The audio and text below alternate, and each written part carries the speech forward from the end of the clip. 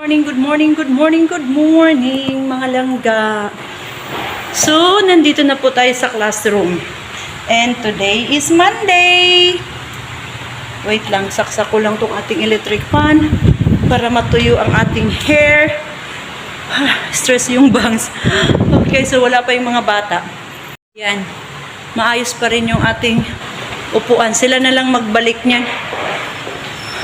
So, may nakalagay ng mga books dito. Ibibigay natin yan sa mga bata. Ay. Yun. So, kailangan natin kumain ng maaga. Kasi, may absent kami ngayon na isang teacher at parehas kami ng vacant. Another teacher naman to. So, malamang magbabantay ako today. Hindi ko alam kung anong oras kasi dalawa lang yung vacant ko. So, kailangan natin kumain bago pa magdatingan yung mga bata.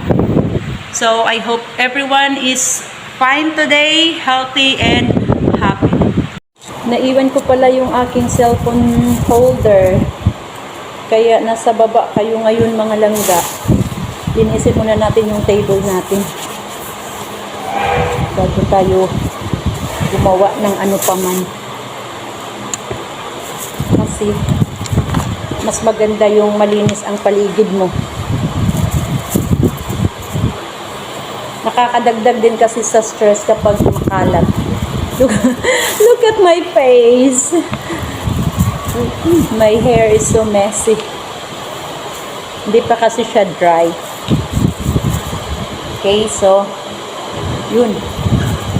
Mayroon pala ako ditong yan, pandesal. Ang lalaki ng pandesal, no? So, bumili na akong pandesal at I hope yung macaron, may macaron dito. First time kong, saan na ba kayo? First time kong bumili nito dun sa may kalsada. Let's try kung masarap. So, doon na tayo bibili.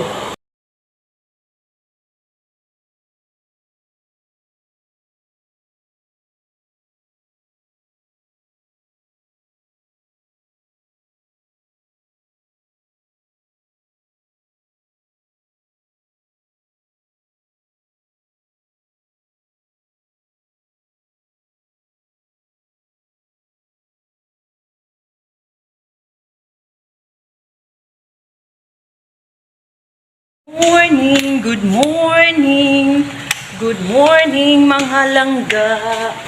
So, ang ating bangs ay hindi pa siya naayos. So, Tuesday na po ngayon at hindi ko natapos ang aking vlog. Kararating lang natin. Hindi ko natapos ang ating vlog kahapon dahil na busy ako. Tapos, after ng klase, ang likot ng camera. So, after ng klase, may pinuntahan akong importante. Kaya yun, hindi ako nakapag-outro. Hindi na rin ako nakapag-video ng pinupuntahan ko kasi naiwan ko yung aking cellphone holder. So, for today's breakfast, meron tayong cucumber at ang ating kanin. May leftover kami na chicken kagabi. Yan. Ano pa? At bumili na rin ako ng egg. Bumili na rin ako. Imagine, sa liit na to, mas malaki lang konti sa itlog ng pugo. 10 pesos na to ha. Oh my God. Ganun na kamahal yung mga bilihin ngayon. Whew. So, ganun pa man, at least nakakain. Yun, yung shoes ko pala, dinala ko. Kasi, kahapon, I forgot to bring my slipper. At, nung umalis ako, naka-high heels ako. Ang sakit ng aking paa, mga besh. Oh my God. Sobrang sakit ng aking paa. Abang tayo. Yun. So, kakain na tayo. So, gagawa tayo ng, gagawa tayo ng placards.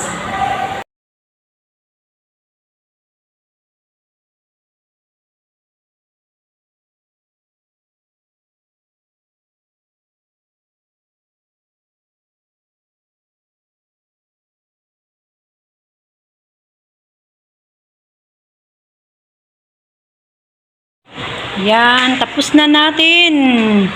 Natapos din ang ating placards, mga langga. Grade 5, Makabayan. Yan, so mayroon na tayong placards. Ngayon ay bababa na tayo sa faculty room. Kasi kailangan natin gumawa ng ating DLL para bukas naman. At gagawa din tayo ng mga para sa activities ng bata. So, yun lang po. So, today, natutuwa pala ako today, mga langga, kasi naubos yung aking pen holder. Oh, maraming bumili sa akin ngayon ng pen holder at may mga orders pa ako. Kaso, sa isang araw, 2 lang yung ginagawa ko talaga, yung limit ko. Kasi masakit siya sa kamay at pagod na rin ako. So, 2 lang sa isang araw ginagawa ko. So, yun lang. Baba na tayo. So, tapos na po tayo magbugas ng ating mga baunan. Tapos na rin tayo gumawa ng ating mga reports. So, ngayon po ay nagliligpit na tayo ng ating mga gamit.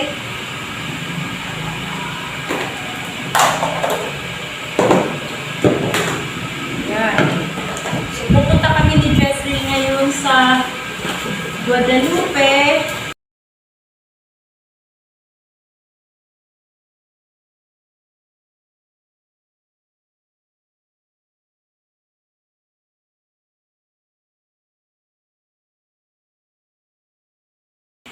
So, maputla na tayo at wala na tayong lipstick, no?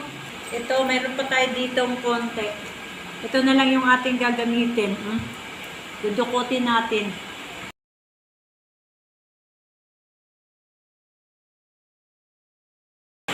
So, wala tayong masyadong ganap today, mga langga. So, magchika-chika tayo. Ito kwento ko po sa inyo yung, yung isa kong friend. So, mayroong isa, ba't nagiging yung camera? Mayroon akong, nakilala. So, every time magpo-post ako sa Facebook, nagla-like siya ng aking mga pictures. So, every time may post ako, nagka-heart siya. So, from po siya, Canada. Si Frederick ang pangalan. Frederick, hindi ko kasi alam paano i-pronounce yung kanyang surname dahil French po siya.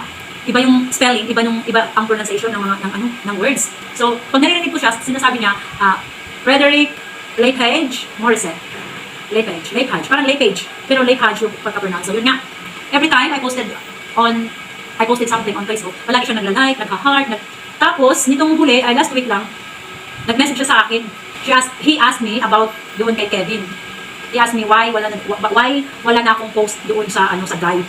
Sabi niya, where is he? I told him na Kevin is in New Zealand na, bumalik na sa New Zealand. So I tried to speak in English, mga langga, kasi mayroon akong viewer. 2 po silang viewer ko from Australia. From Australia. And every time, nanonood kasi sila sa video ko. Kahit hindi nila naiintindihan, piniplay lang nila kasi they want to support my channel. But they cannot understand what I'm saying. So nag-request sila, if it's possible for me to speak in English sa mga videos, kahit hindi siya, even if it's not straight English, so gagawin ko daw, para naman daw may maintindihan sila. So as much as I can, I try to speak in English. Putol-putol na lang kasi I cannot handle to speak English the whole time. Oh my God, hindi lang nosebleed ang aabutin ko, no? Baka magkaroon anong tawag dun? O, diba? Loading na nga, hindi ko nagsisimula. So by the way, yun nga, this man from Canada asked me about why I don't have post about him anymore. So I said, he's coming back to New Zealand na. He go back to New Zealand na. And then, okay, so what happened? What happened to us? He asked me about the relationship, kung okay kami, and I told him about, no, it doesn't work because we have the individual differences, the cultures, and we both agreed to be friends na lang. And he said, that's good news.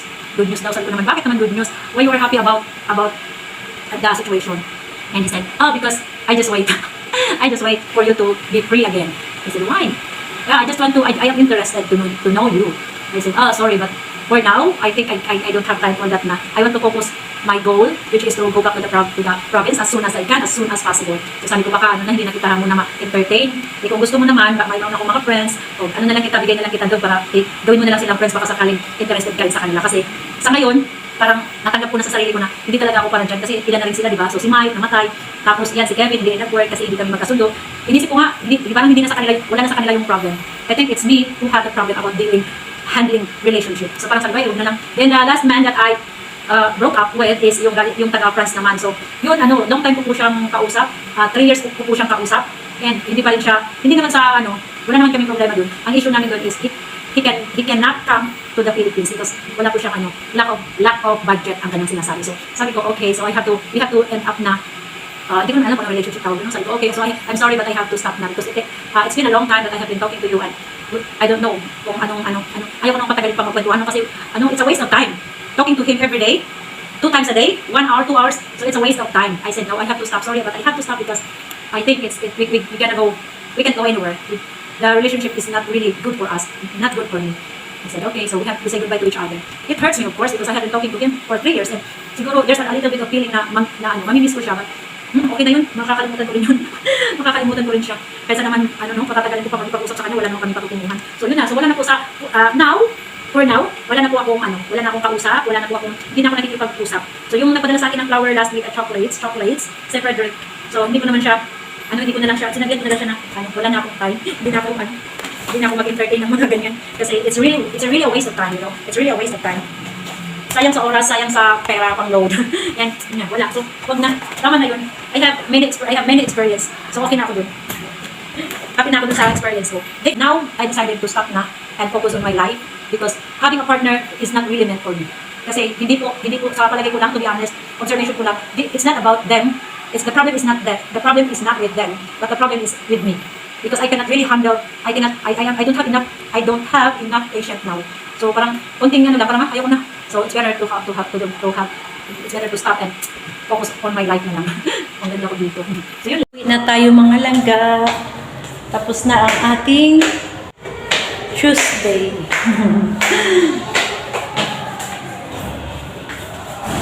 So pupunta tayong Guadalupe. Papaayos natin ang cellphone ni Jesseline dahil matagal na yung nasira.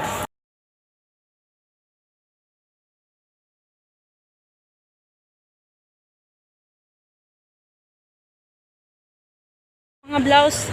Ang ganda ng mga dress tayo. Sa Guada muna tayo. Papunta na tayong Guadalupe. So, bago ba yan, Day? Bago yung design na yan, Day? Yung design na yan, napakagulo ang traffic ng paligid. Daming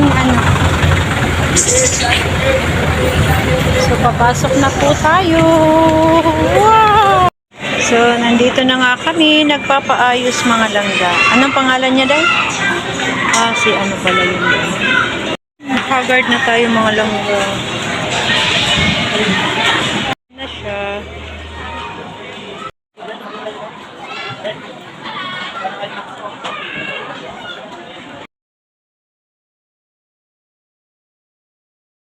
Eto na po siya mga langga, nabaklas na siya. Hindi ko alam kung anong problema niya. Anong ni Kuya dahil pangalan daw? Si Kuya.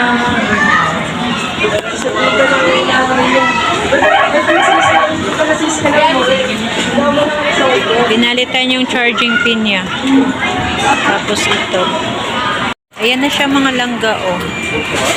Sina-charge na siya. Hindi ko alam kung ano yung unit niya, no? Sina-charge siya, oh. Charging. Tinitest siya kung magcha-charge. Covered na ako langga. Hindi pa kami nakauwi. Dito pa rin kami sa repair kit. Oh my God. Yung cellphone nandito pa rin siya.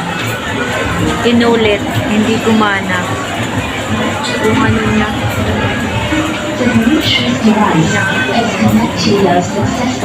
Yan si Jessie.